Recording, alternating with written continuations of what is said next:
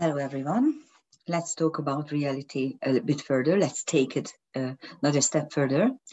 And let's examine what becomes reality and how is reality realized? How is it becoming into being? How is it becoming into reality? How is reality becoming into reality?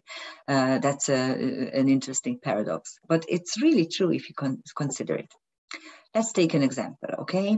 In the last video, I talked about the idiotic idea that we should all sit down and watch TV, and this is what everyone does. I can't even go to anywhere.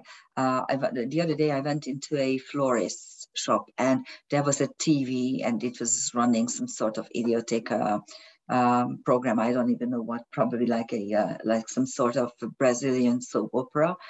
With a zillion sequels, and so even in offices, you have the TV set and something is playing all the time.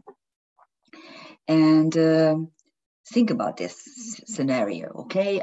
You have the TV on, you're watching a movie, it just started, and then the bell rings. And you go out and you talk to the postman. There's a registered letter.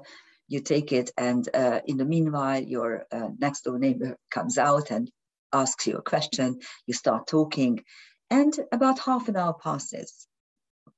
Okay, what's happening to the movie in your living room, on your TV set running, empty, in an empty room?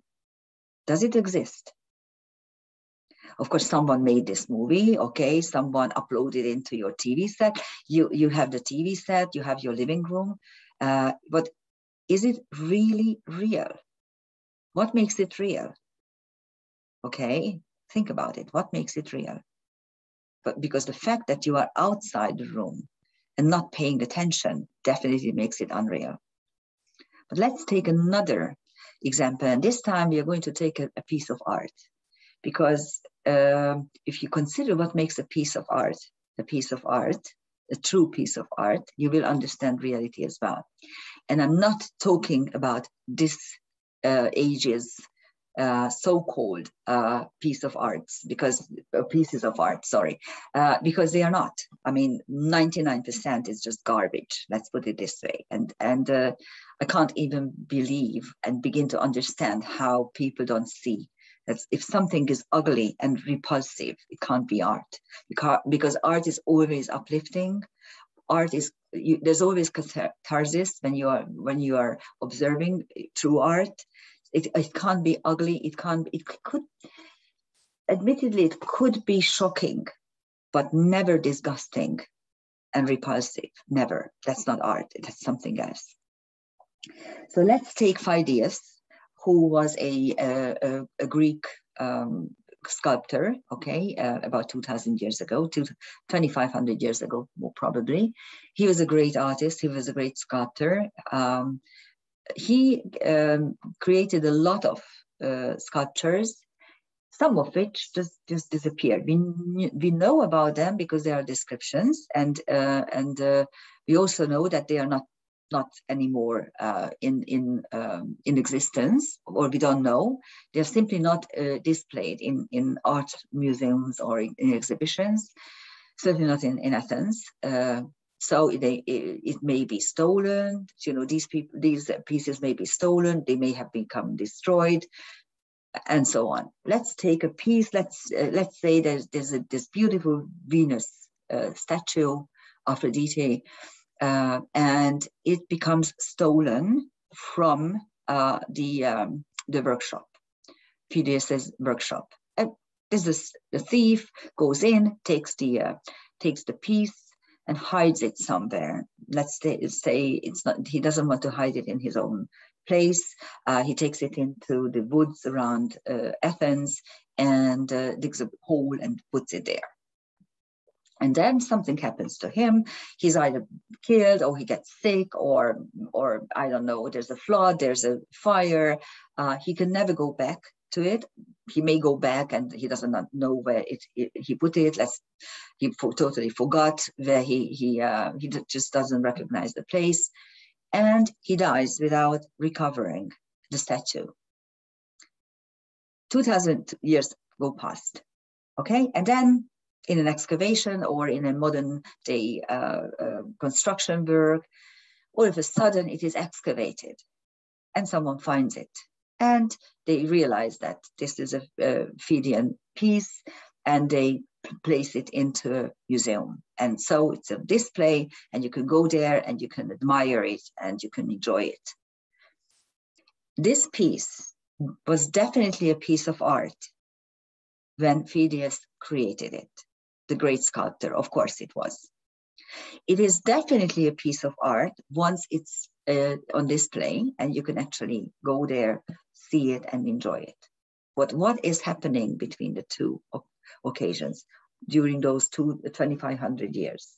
What is it? Is it a piece of art? See what I mean? No, of course it's not, because art is completed in yourself, in the watcher, in the beholder, in the listener. Just because you create something, unless it is enjoyed by someone else, it's not completed. That's a very, very basic rule of aesthetics, and something that is hard to understand from many perspectives, because nowadays in this isolated existence that we have, people don't really understand the essence of it. Everyone is isolated. Everyone is, especially now with these stupid lockdowns and pandemic rules, so completely idiotic. People are sitting in their own living rooms and doing nothing, and they don't share experiences anymore. Okay, and so whatever happens to them only happens to them.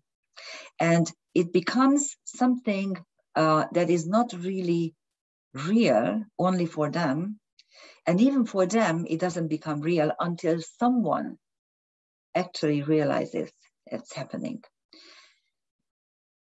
Let's say I'm going to make a dish, a very expensive and very delicious dish. I go and buy the ingredients, I go home, I prepare it, it's finished, it's there on the counter. It's not finished until I eat it. In Hungarian, food and life come from the same stem. So actually, what we Hungarians recognize is the fact that by preparing food, you are preparing life, you are creating life. So it's some form of practical everyday magic. And it becomes magic only when you eat it. If you leave it out and no one eats it, and then you toss it in the garbage a couple of days later, what did you create? You created garbage. But when you eat it, you create life. So what I'm trying to drive at is that unless something is completed, unless something is realized, it won't become reality. So that is why it is so important for you to know what you would like to be, to know what you really want, and to know how to achieve it. And you should have plans.